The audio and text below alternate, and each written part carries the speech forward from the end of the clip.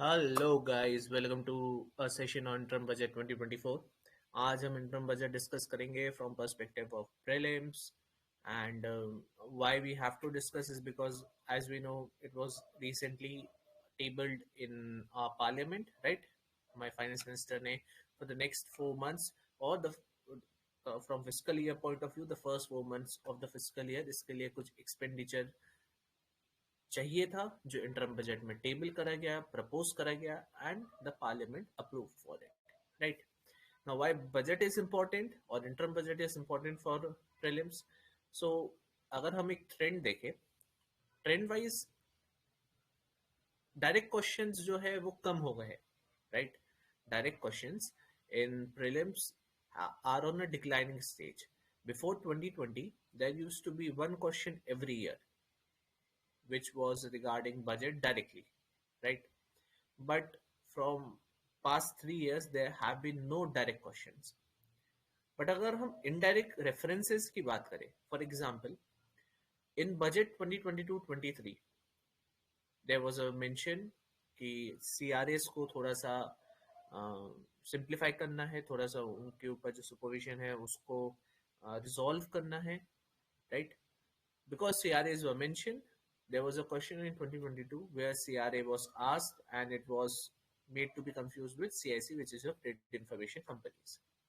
In 2023 या 2023-24 budget, hydrogen mission की बात होती है. In 2023 prelims, we get a question on hydrogen mission, or sorry, on hydrogen fuel.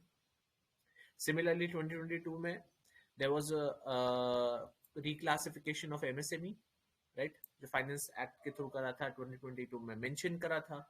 And 2023 में there was a question again which was about the classification of MSMEs. So हम देख सकते हैं कि जो फ्रंट रनर्स है बजट के, और जब आप पीआईबी खोलते हैं सो जो हेडलाइंस रहते हैं बजट के, राइट, वो जो बड़े बड़े हेडलाइंस में देके रखा रहता है, इस स्कीम, ये स्कीम, फलाना scheme, right. Or there is some mention about some other important initiatives, वो कहीं ना कहीं पे इंक्लूड हो रहे हैं प्रीलिम्स पेपर सेट में, राइट. प्रीलिम्स में क्वेश्चन फ्रेम हो रहे हैं बजट में मेंशन सर्टेन कंसेप्ट्स पे. सो डायरेक्ट क्वेश्चंस तो नहीं बन रहे हैं, बट इनडायरेक्टली जो कंसेप्ट्स मेंशनड है या इनिशिएटिव्स मेंशनड है वो कहीं ना कहीं हमारे प्रीलिम्स के पेपर में आ रहे हैं. सो बट आगे बढ़ने के पहले let's see what is interim budget. Interim budget constitutionally exist नहीं करता है. That is there is no exclusive mentioning of interim budget in constitution. इस बार का इंटरम बजट जो लाया गया was on the lines of your regular budget which is article 112. मतलब इसमें एक्सपेंडिचर तो था ही, इसमें रेवेन्यू के बारे में भी थोड़ा सा था, इसमें फिस्कल डेफिसिट जो हमारी फिस्कल मार्क्समैनशिप को डिस्प्ले करती है, जिसकी रिस्पॉन्सिबिलिटी मैंडेट करी गई है एफआरबीएम एक्ट में, राइट. वो चीज भी इस इंटरम बजट में मेंशन थी, ठीक है. बट एज आई सेड, ये कॉन्स्टिट्यूशनली मेंशन या कॉन्स्टिट्यूशनली प्रोविजन नहीं है.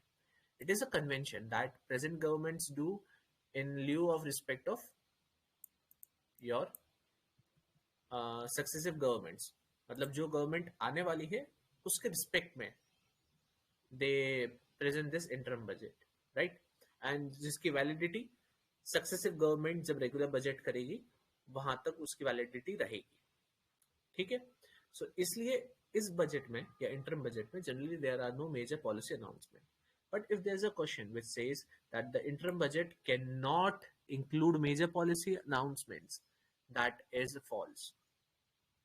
दिस इज अ कन्वेंशन, ठीक है. कोई स्टैचू नहीं है, कोई कॉन्स्टिट्यूशन नहीं है जो कि इंटरम बजट को स्ट्रक्चर करा हुआ है. So we cannot say for hard and sure that there can be no major policy announcement. There can be, right.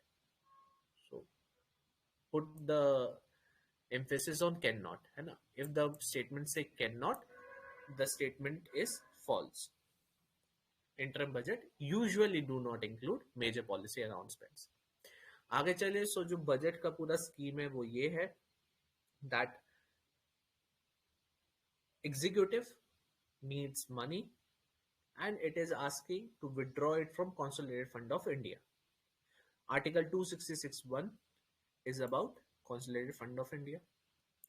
उसी में एक पब्लिक अकाउंट ऑफ इंडिया भी मेंशन्ड है, इसको थोड़ा सा याद रखना, दैट ये जो है कंप्लीटली फंडेड है, या इसमें जितना भी पैसा है ये आता है आपके स्मॉल सेविंग्स स्कीम से, right? All the money that is in this is accrued from the schemes which are run by postal banks and offices, right? And this has to be paid back. तो ये government की अंदर नहीं है, in fact ये government के एक तरीके से सिक्योरिटी वॉच में है. This is like a safety vault. So safety vault में जो भी स्कीम से पैसा आया है गवर्नमेंट को उसको देखना है और पे बैक करना है with the benefits that those schemes have been subscribed for. So for example Sukanya Samriddhi है, मान लो मेरी बेटी ने सुकन्या समृद्धि योजना में सब्सक्राइब करा and it was 4% per annum, और वो उसकी मेच्योरिटी होती है 5 साल बाद. तो जितना भी बनता है, राइट, वो पूरा का पूरा गवर्नमेंट को वापस करना पड़ेगा. ये पब्लिक अकाउंट ऑफ इंडिया का कंसेप्ट है. कॉन्सोलिडेटेड फंड ऑफ इंडिया का है कि इसमें आपका मेन पैसा है, अलग अलग सोर्सेज से आता है. निकालने के लिए प्रोसीजर बड़ी सिंपल सी है, that it has to be approved by parliament. ठीक है, and the article which mentions is article 266 clause 3. So 266 clause 3 says कि आपको अगर पैसा निकालना है कॉन्सोलिडेटेड फंड से, पार्लियामेंट का अप्रूवल लगेगा, एंड इसलिए एक तरीके से बोले मेजॉरिटी ऑफ एक्सपेंसेस या मेजॉरिटी ऑफ एक्सपेंडिचर जो गवर्नमेंट को करना है, it does it once in a year, and that once in a year moment is called the budget, right?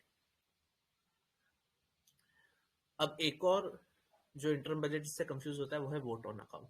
C vote on account is mention under article 116. पहली बात तो clear रखे इसको, vote on account is a constitutional provision concept which is कि कुछ expenditure करना है but small span के लिए. ठीक है, it generally is about 2 months. nowhere it is mentioned कि कितना होना चाहिए स्मॉल स्पैन, बट एक छोटा होना चाहिए. It can not be a year, right? And अभी तक जो हिस्ट्री रही है हमारी इंडियन इकोनॉमी की, वहां पे जनरली 2 months के लिए ही वोट ऑन अकाउंट हुआ है. ठीक है, सो क्या करेंगे कि there would be a provision made by the present government for expenditure. इसको वोट एंड अकाउंट के थ्रू टेबल करा जाएगा, प्रपोज करा जाएगा, एंड देन उसके ऊपर वोटिंग होगी. If everything goes correct, the vote on account is passed and the so and so expenditure would be made. Interim budget को इसलिए कंफ्यूज करा जाता है because at some point of time there were some finance ministers जिन्होंने interim budget को vote and account की तरह present करा था. For example, we have our former finance minister P. Chidambaram, right? So उन्होंने जब टेबल करा था interim budget, it was on the lines of vote on account. 2 महीने के लिए था, उसमें इलेक्शंस हो गए थे, the next government would come, and that's why he tabled it like what on account. Again, interim budget can be tabled like a regular budget, it can be tabled like a vote on account, but it is neither a regular budget under article 112 and generally it is not a vote on account. ठीक है, because दोनों ही चीजें constitutional है, while हमारा interim budget is purely a convention. ठीक है, please make it clear, interim budget is neither regular budget under article 112 और nor it is vote on account under article 116. It can be tabled like either of it, but it is purely a convention based process. अब वापस interim budget पे आ जाते हैं, तो 2 points उसके बारे में आप याद रखिएगा. पहला कि उसकी थोड़ी कम स्क्रूटिनी होती है बिकॉज इट्स का लिमिटेड स्कोप है, टेम्पोरल स्कोप कम है ना, limited scope both expense wise and temporal wise, and again temporary nature है. सेकेंड जो उसका फोकस है that is primarily on maintaining essential spending. भाई इलेक्शन के चक्कर में जो सैलरीज है, जो पर्टिकुलर सोशल इंफ्रास्ट्रक्चर है जिसकी फंडिंग होती रहनी चाहिए, राइट, वो कहीं ना कहीं हॉल्ट ना हो जाए. सो ये एसेंशियल स्पेंडिंग जो करनी है वो आईबी के थ्रू हम करते हैं. ठीक है, so I hope that you have a better idea now that interim budget, how it differs from budget and how it differs from vote on account.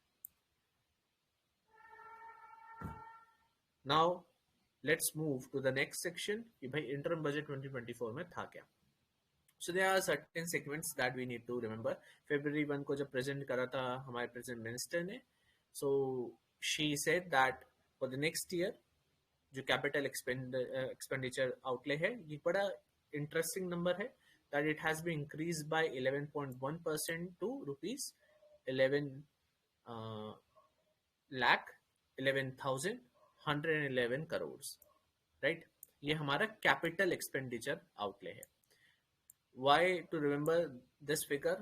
Not only it's attractive, also ये अकेला capital expenditure है. So obviously जब हम current expenditure को add करेंगे कहीं ना कहीं ये एक नंबर रहेगा which would be much more than 30, right.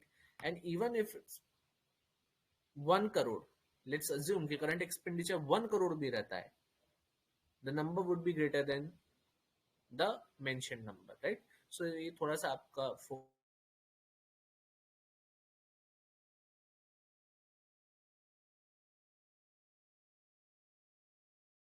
Focus रखेगा दैट एटलीस्ट 11 लाख 11,111 करोड़ से तो ज्यादा ही हमारा एक्सपेंडिचर हो रहा है. Is also set to be around 3.4% of the GDP. ठीक है. नेक्स्ट हम बात करें, so there are some estimates on what the GDP would B.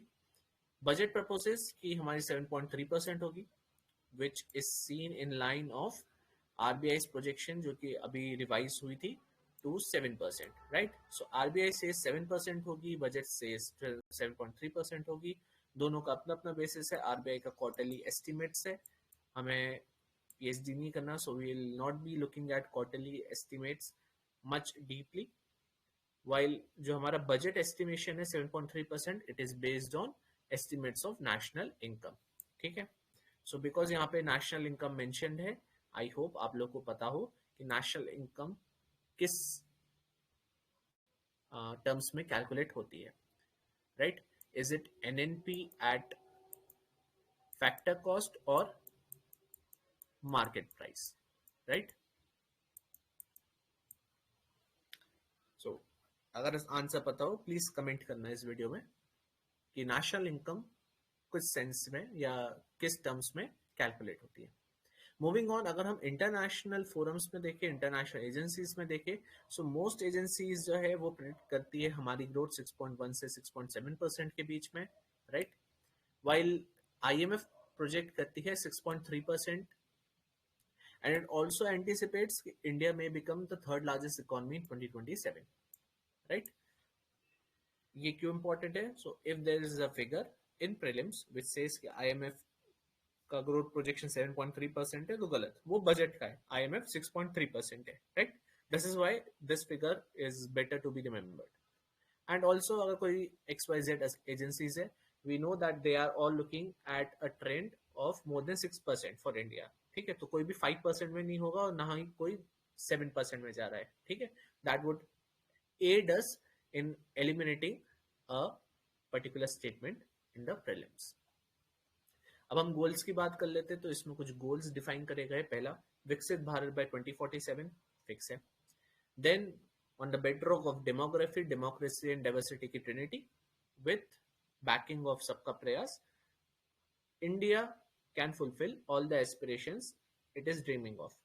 And also इसको उन्होंने बोल रहे हैं कि बूस्ट करेगा जब प्रिंसिपल है रिफॉर्म, परफॉर्म और ट्रांसफॉर्म का, राइट.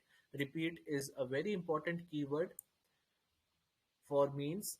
ठीक है. भले ही हम प्रीलिम्स के बारे में बात कर रहे हैं, but try to remember that there is a very important principle of repeat, which is your reform, perform, transform.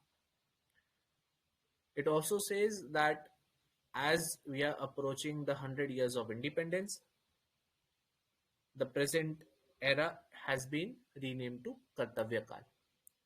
Kartavya Kal, as in we have to work and work for the nation's progress. Focus pillars है हमारे poor, which is गरीब, women, which is महिलाएं, youth, which is युवा, and farmer, which is अन्नदाता. So these are the 4 pillars which have been proposed, right. Today is 8th March, so it is also great to remember that 8th March is celebrated internationally as International Women Day, right. आगे चले, so these are some figures on how India is performing when it comes to receipts and expenditure. अगर prelims के point of view से बोलूं, so they are certain qualitative things that you need to remember. But अगर मैं prelims के अलावा बाकी exams को भी इंक्लूड करूं, सो ये फिगर्स थोड़े से याद रखने चाहिए. For example, the budget set that our GST collection crossed 1.65 lakh crore in December 2023, right? And this is not the first time, this is seventh time. हो सकता है a question comes that says कि GST revenue crossed for the first time 1.65 lakh crore का figure, so it is false, right?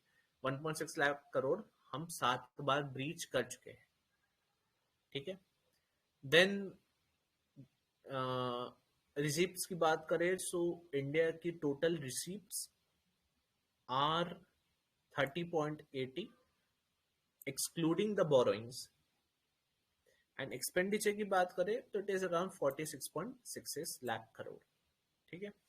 And the tax receipts जो हमारी total receipts का part बना रही है, that is estimated around 26 lakh crore.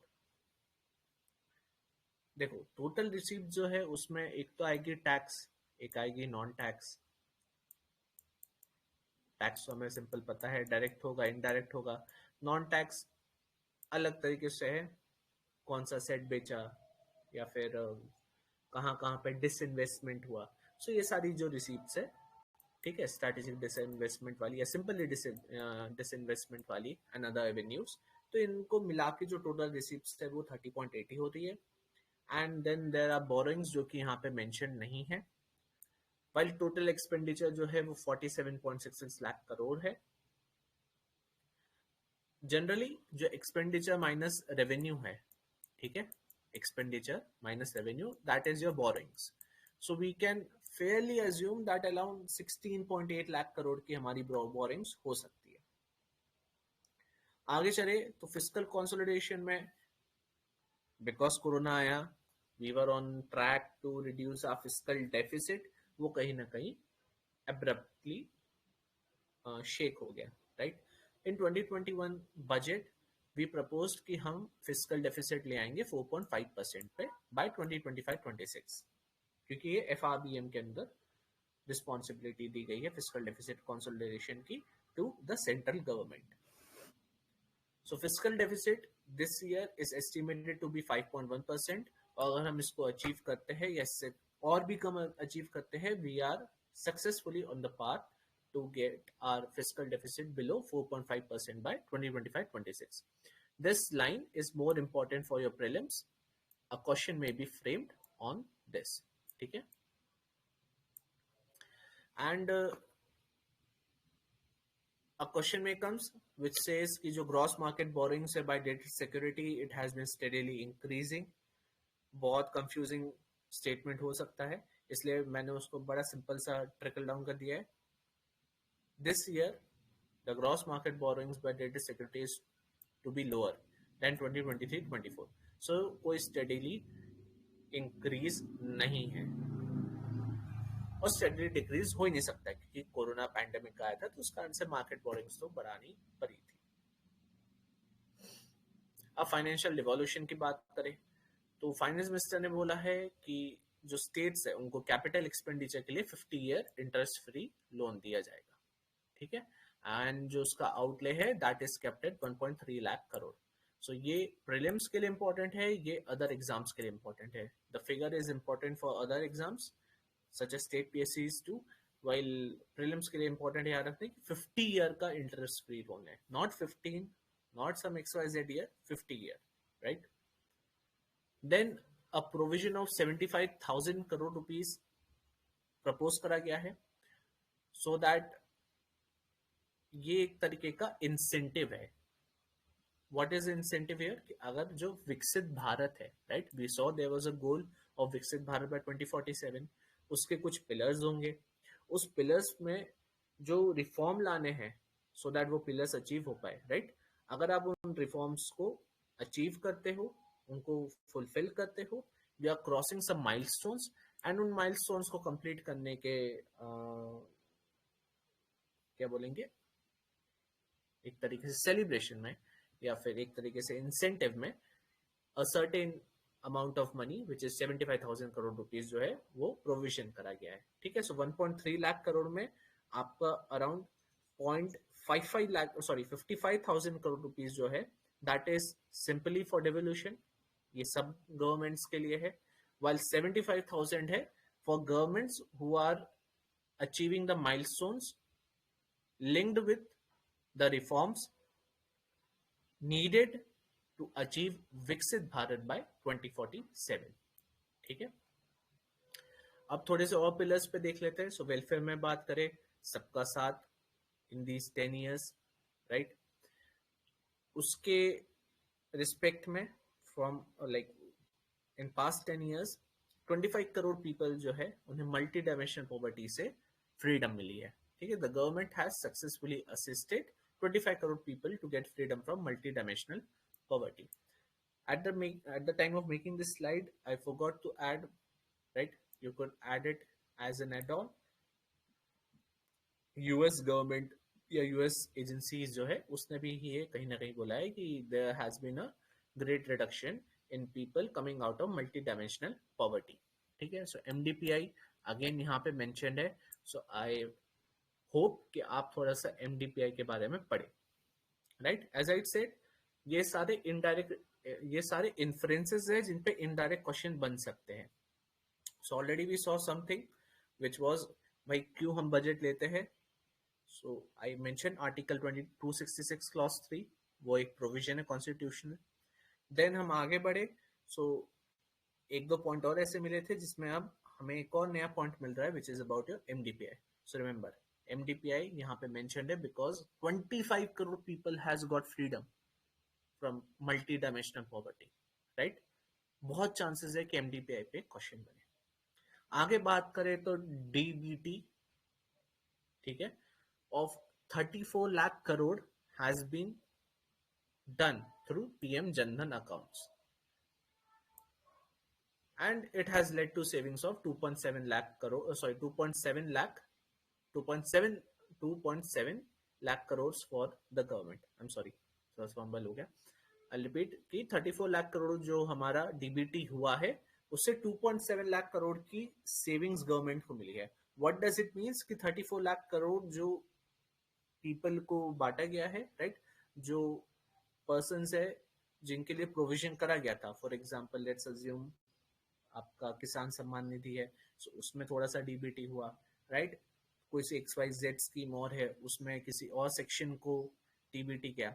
सो इन सब लोगों को DBT देने के बाद कुछ पैसा जो सेविंग्स में आया है, it has been display of कि ये पैसा जो ट्रांसफर हो रहा है it is going on right avenues, right. Svanidhi की बात करें, so there has been credit assistant to 78 lakh street vendors. यहाँ पे इंपॉर्टेंट पॉइंट क्या हो जाता है कि about 2.3 lakh people, right, they have reapplied for PM Swanidhi. What does it mean? That credit assistance लग रहा है वेंडर्स को, वेंडर्स स्वनिधि के पास आ रहे हैं एंड कुछ यहाँ से एस्केप कर रहे हैं from the debt trap or from whatever complication they had been trapped in due to corona, while कुछ जिनको अभी भी हेल्प है उनको लग रही है एंड दे आर रीअप्लाइंग. अगले उसमें चले, सो देयर आर जनमन योजना which is about the benefit of vulnerable tribal groups, right. उसके बारे में भी उन्होंने मेंशन करा हुआ है. सो यहीं पे अगर हम देख ले, MDPI becomes an important point for our prelims. Then PM Swanidhi as a scheme, PM Janman Yojana as a scheme. These also becomes important to study for our prelims. आगे चले वेलफेयर में, again there is another scheme which is Vishwakarma Yojana. Again ये craftsman people and artisans को मिलती है. किसान Samman Nidhi Yojana, as I talked about in last slide 2, right. Again important है, better है कि ये 4-5 स्कीम जो मेंशन हो रही है हम इसके बारे में थोड़ा सा पढ़ ले. देन वी हैव PM फसल बीमा योजना 2, right. Do mention in the comments कि कितना % प्रीमियम लगता है. आगे चले, सो इनाम के through about 1300 plus mandis integrate हो चुकी है, जिस कारण से अबाउट 1.8 करोड़ फार्मर्स को एक प्लेटफॉर्म मिल रहा है where the trading of goods has exceeded the volume of 3 lakh crore rupees. This is a very huge volume, right. आगे बात करें तो हमारा अगला है एम्पावरिंग यूथ. इसमें एक है एनईपी. सो एनईपी 2020 जो है वो रिफॉर्म्स ला रही है. इट इज स्टिल undergoing, या it is still something which is pushing for reforms. इसमें PM Shri is a important is a actually very important pillar या सब स्कीम. ठीक है. PM Shri is a separate scheme from NEP 2020. दोनों synergy में साथ आके क्वालिटी टीचिंग और overall development of individuals encourage कर रहे हैं. आगे हम चले, so there is a mention on skill India mission, right. Then there is a mention on PM Mudra Yojana. Last year we had a question on MSME. Chances is कि follow up में एक PM Mudra योजना पे आ जाए. सो इसमें कमेंट्स में ये जो मेंशन करना कि पीएम मुद्रा योजना कौन से एक सेक्टर को, रिमेंबर है, कौन से एक सेक्टर को असिस्ट नहीं करती. There is a particular sector which has been kept out of the reach or which has been excluded from getting the benefits of PM Mudra Yojana, right? Do mention in the comments. आगे चले, so there is women empowerment. We are going pillar by pillar. So पहले poor थे, right? फिर youth हो गया. अब हम women की बात करें तो मुद्रा योजना के थ्रू बता रहे हैं there has been a proportionately huge numbers of women जिनको पैसा जा रहा है मुद्रा योजना से, असिस्टेंट मिल रही है. स्टेम कोर्सेज में there has been a 43% of female enrolment. देन लखपति दीदी का जो कंसेप्ट है उसको फॉस्टरिंग या उसको फॉस्टर कर रहे हैं वाया द प्रमोशन ऑफ एसएचजीज. सो लखपति दीदीज होती क्या है, it is very important to know, right. Again I would prefer कि आप लोग एक बार सर्च करें कि आखिर कैसे हमारी एसएचजी की जो स्कीम है, right, it is helping to encourage the culture of Lakpati Didi. And in essential, changing the gender equation,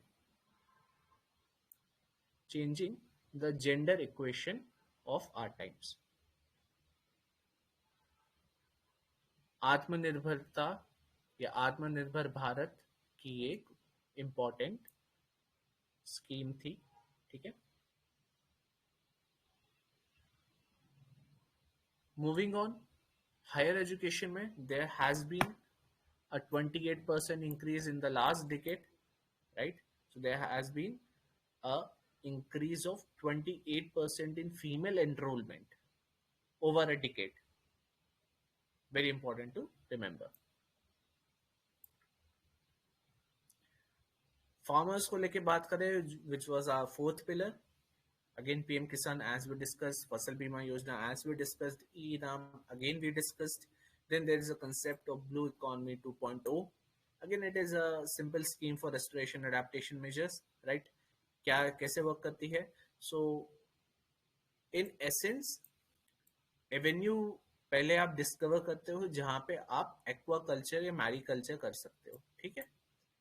after you have identified these avenues, you try to integrate them into the economic system. Buyers को sellers के साथ connect करवाना, उनके लिए roads, ports, यहां तक का reach develop करना. एंड मोस्ट इंपॉर्टेंटली, ये जितने भी एक्वाकल्चर मैरीकल्चर है, राइट, इनका जो कल्टीवेशन है या जो वर्क अराउंड है, that should be in such a way that it promotes climate resilient activities. ठीक है. So this is not only SDG 6 but it is also promoting SDG 9, right? आगे चले. So again there is a simple pie chart कि कहाँ से कितना पैसा आ रहा है. There was a question previously on direct indirect taxes, right? So आप यहाँ पे देख सकते हैं that if it is about direct tax, so income tax and corporation tax collectively are making 36%. So direct taxes have higher value then union and GST को combine करें which are your indirect, so it becomes around 23%, while borrowings का 28% है. So अभी हमारा major chunk जो है वो direct taxes से आता है, फिर बोरिंग से आता है, एंड फाइनली हमारा इनडायरेक्ट से आ रहा है. रुपी कहाँ पे जा रहा है? सो इंटरेस्ट पेमेंट जो है वो 20% है, राइट? उसके अलावा स्टेट्स को जो डिवॉल्व करते हैं हम, ठीक है, through our supplementary grants and जो फाइनेंस कमीशन के रिकमेंडेशन पे अलग अलग ग्रांट्स के थ्रू करना है, right? Then there are central sector schemes, right? There are central sector schemes जो 16% चंक ले रही है. And then we have defence and CSS and other sectors जहाँ पे मनी प्रोपोर्शनली जा रहा है. अब रुपीज गोज टू, मैं I don't think you need to remember the values exactly, like आपको रुपीज कम्स फ्रॉम के लिए करनी है. यू नीड टू रिमेम्बर भाई डायरेक्ट का ज्यादा है, देन बोरोइंग है, एंड देन हमारा इनडायरेक्ट है. But when it comes to rupees goes to, it becomes more important from means point of view because interest payment अभी भी 20% है, right? Defense 8% जा रहा है, एक मेजर चंक जा रहा है, so क्यों जा रहा है? These all becomes more important for means. Major schemes की बात करें सो मनरेगा का जो बजट आउटले है वो 86,000 है, आयुष्मान भारत का अबाउट 7500 है, ठीक है. दीज आर और figures in crore, right? National green hydrogen mission का 600 हो गया, सोलर पावर ग्रिड का 8500 है, राइट?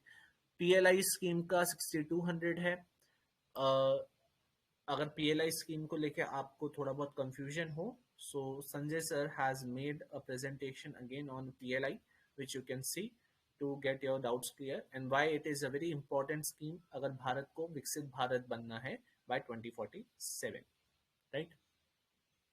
अब हम आ जाते हैं उसके अगले सेक्शन में which is your other important announcement which have been made, right? तो पहला है कि government is going to make a high powered committee upon evaluating the challenges arising from fast population growth and demographic changes. देखो यहाँ पे दो बहुत important चीज मेंशन्ड है. एक तरीके से एक सिंगल ही है जिसको उसने डिवाइड करा है. डेमोग्राफिक चेंजेस को ही उसने एक तरीके से एक्सपैंड करा है फास्ट पॉपुलेशन ग्रोथ में. So we need to remember demographic changes क्या हो रहे हैं, कितना परसेंट अर्बन पॉपुलेशन है, कितना percent rural, right? And urban rural migration, एक कंसेप्ट तो यही हो गया. Secondly, what is the challenges that are being faced by our vulnerable sections, उनके ऊपर क्या सोशल प्रेशर आ रहा है, क्या societal pressure आ रहा है, right? As well as we need to see that how many vulnerable section population is, because there has been talks of many caste census. In fact, there is a commissions under such as article 340 ji Rohini commission बनाया गया है article 340 में, right?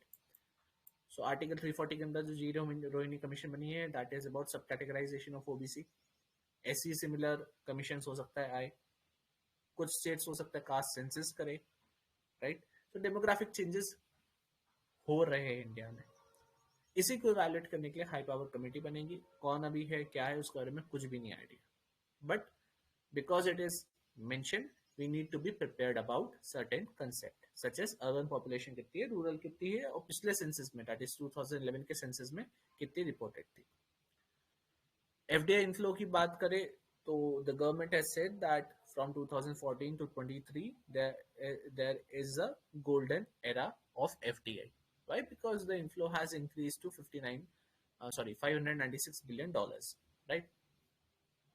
And important part, steadily increasing FDI. So अगर prelims में आ गया question, ये आपका मैंने statement solve कर दिया. Indeed, there has been a steady increase in FDI inflows. अगला एक कंसेप्ट जो मेंशन कराया गया था, दैट बीटास जो अब हम बनाएंगे, that would be under the spirit of first develop India, right? So थोड़ा बहुत नेगोशिएशन उस पार्ट पे हो रहा है. यहाँ पे इंपॉर्टेंट है, बीटा मेंशन्ड है, so we need to have an idea about bilateral investment treaties, right? BITs. Some books also mention it as bilateral investment treaty agreements, right? So BITs या BITs के फॉर्म में है, थोड़ा सा उसके बारे में अवेयर रहिएगा.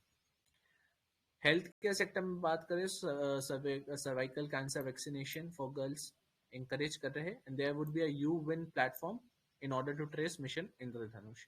अगेन दो छोटे क्वेश्चंस है, सॉरी दो छोटे स्टेटमेंट्स है, but very important from points of prelims, है ना? पर्सपेक्टिव ऑफ प्रीलिम्स से देखा जाए, सो हो सकता है there is a direct question कि U-Win प्लेटफॉर्म क्या होता है, एंड सर्वाइकल कैंसर को लेकर भी एक क्वेश्चन बन सकता है on science and tech, right? From science and tech there could be a question on cervical cancer. Infrastructure side के बारे में बात करें, सो बीएम गति शक्ति के अंदर मल्टी मॉडल कनेक्टिविटी के लिए 3 पोर्ट्स प्रपोज करे गए हैं. क्या है, क्यों है, इसको आगे देखेंगे, ये मेंस के लिए ज्यादा इंपॉर्टेंट हो जाता है. नेट जीरो की बात करें, because there is a commitment for net zero by 2070 under INDCs, राइट? सो सर्टेन स्टेप्स लिए गए हैं, जैसे हमारा एक वाइबिलिटी गैप फंड बनाया जाएगा for offshore wind energy, then coal gasification liquefaction capacity को सेटअप करना है बाय 2030, CNG और CBG which is your compressed biogas, right? तो इसकी मैंडेटरी ब्लेंडिंग होनी है. कितनी परसेंट है, क्या है, ज्यादा याद नहीं करना है, बस याद रखना कि there would be a mandatory blending. And finally biomass aggregation machinery को फाइनेंशियल असिस्टेंस दिया जाएगा. एग्रीकल्चर सेक्टर की बात करें, so there is a very important concept which is nano DAP, which is your nano di ammonium phosphate. IFFCO ने बनाया है, nano technology based है. 100 kg जहां पे पहले यूज होता था, this technology says that it can be reduce to less than 1 kilo. मतलब इट सेज कि about 0.5 kilogram nano DP use करके आप 100 किलो फर्टिलाइजर का जो इम्पैक्ट है उसको ऑब्जर्व कर सकते हो. This is what nano DAP proposes, right? And has been proven by IFCO in its test trials. So NanoDAP is a very important concept. उसके अलावा अनाउंसमेंट के देखें, सो कुछ उन्होंने चीजें करी है. For example to benefit tax payers, कुछ आउटस्टैंडिंग डिमांड्स थी जिसको रिजॉल्व करेंगे, राइट? आउटस्टैंडिंग जितने भी टैक्सेस थे एक सर्टेन लिमिट तक उनको राइट ऑफ करा जाएगा. नाउ इसमें इंपॉर्टेंट क्या हो जाता है कि we already have Vishwas legacy, right? And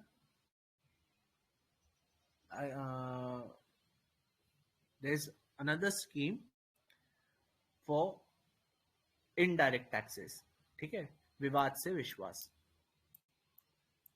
So we have 2 schemes that have been proposed. थोड़ा सा उनके बारे में देख ले, बिकॉज अगेन टैक्स पेयर्स की ये जो पर्टिकुलर कंडीशन है इसको रिजॉल्व करने के लिए कर रहे हैं. This has been done in past two through these 2 scheme which is Vivad से विश्वास एंड विश्वास लेगेसी, राइट? रिटर्न्स की बात करें, so returns has become much much more faster. तो गवर्नमेंट सेज कि अब मात्र 10 दिन में, that is within 10 days this year, एक रिटर्न को प्रोसेस कर दिया जाता है, राइट? So refunds have become much faster. Direct tax collections की बात करें, so it has doubled over the last 10 years, and जो रिटर्न फाइलर्स है वो 2.4 times हो चुके हैं, राइट? सो जो ब्रैकेट है वो बोल रहा है कहीं ना कहीं बेस इफेक्ट बढ़ा है, because return filers have increased. Also जो टैक्स रेट्स है उसको कहीं ना कहीं गवर्नमेंट ने रैशनलाइज करा है, ठीक है? उसके बारे में मेंशन है. अदर कुछ ऐसे इंपॉर्टेंट कंसेप्ट थे जिसको मैंने यहाँ पे मेंशन करा है, because already we are seeing a lot of information. So ये जो की टर्म्स है थोड़ा सा इनके बारे में देखना. Fragile 5, again it was mentioned in our budget, interim budget. There is a nation first approach. थोड़ा सा मेंस के लिए इंपॉर्टेंट हो जाता है, तो इसको ऊपर ऊपर से एक बार देखना. टैक्स बियॉन्सी दो है, एक टैक्स टू जीडीपी रेशियो है और एक tax revenue to tax rate है. ठीक है, का रेशियो है. सो दो टाइप के हमारे पास रेशियोज होते हैं, टैक्स टू जीडीपी या नेशनल इनकम रेशियो, दूसरा है tax revenue to tax rate ratio. एक को हम टैक्स बियॉन्सी बोलते हैं टैक्स, और दूसरे को टैक्स इलास्टिसिटी बोलते हैं. सो कमेंट्स में मेंशन करना which is which. As I mentioned, वो टैक्स पेयर्स के लिए हमने कुछ स्टेप्स लिए हैं. सो सबका विश्वास legacy scheme again becomes a little bit important. And then it says that this all actions that we are taking and have taken are based on social justice model of governance, right? So again, main skill important hai, but a light idea about what this social justice model means is much better. Hint में दे देता हूँ, इसको हमने देखा एक point में. So remember, government said that DBT हुई है of about 30 lakh crore, right, जिसमें से 2.7 लाख करोड़ की सेविंग्स